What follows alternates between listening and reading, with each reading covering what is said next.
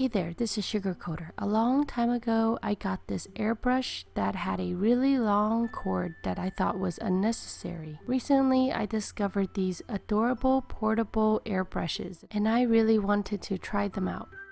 So the first one has a cute bear design. However, it's a little bit slippery and not that easy to hold. The second one fits perfectly in my hand. However, the trigger wasn't as easy to hold either, and the cup on top of the airbrush was not removable.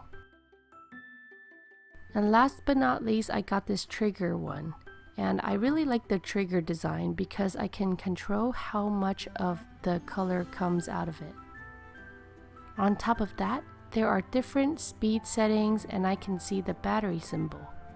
It also charges through a USB cable, which is really nice. So which one of these portable airbrush designs do you like? Let me know in the comments. I also put some links in the video description on where to get them. Thank you so much for watching and have a sweet day.